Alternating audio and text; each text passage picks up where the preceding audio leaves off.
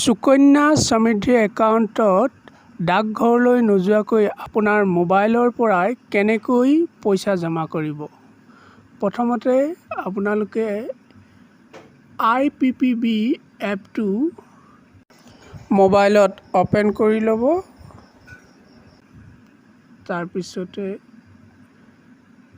এনেকৈ এমপিন দি লগইন কৰি ল'ব।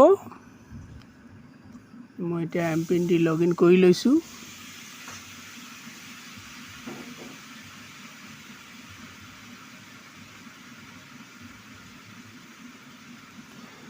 আপোনালোকক লোকেশ্যন বনাব, লোকেশ্যনটো অন কৰি দিব।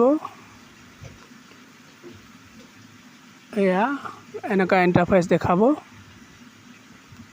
তাৰপিছত তললৈ এনেকৈ টানি দিব। ইয়াতে বিল পে'মেণ্ট দেখা পাইছে, ৰুপে ডেবিট কাৰ্ড, তাৰ মাজতে পোষ্ট অফিচ ছাৰ্ভিচত ক্লিক কৰিব। তাৰপিছতে এনেকৈ ইয়াত দেখা পাইছে সুকন্যা সমৃদ্ধি, ইয়াতে ক্লিক কৰি দিব। একাউণ্ট নম্বৰ আৰু কাষ্টমাৰ ID আপোনালোকে ইয়াত দিব লাগিব। সুকন্যা সমৃদ্ধি একাউণ্টৰ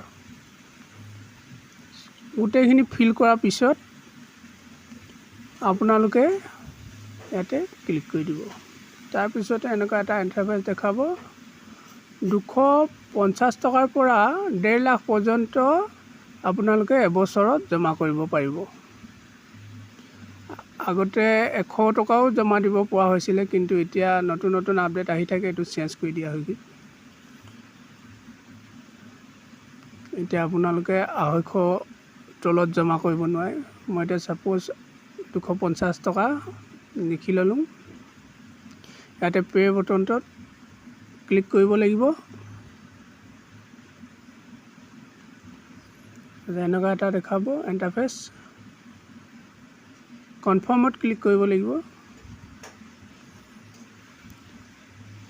কনফাৰ্মত ক্লিক কৰাৰ পিছতে অলপমান এনেকুৱা হ'ব। তাৰপিছতে এইটো আপোনাৰ OTP এটা আহিব। এইটো OTP আহি গ'ল।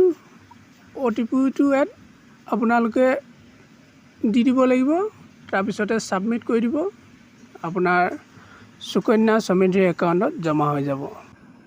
ভিডিঅ'টো যদি চাই ভাল লাগিলে তেনেহ'লে ভিডিঅ'টো এটা লাইক কৰি দিব, আৰু চেনেলত যদি নতুনকৈ আহিছে চেনেলটো ছাবস্ক্ৰাইব কৰি দিব।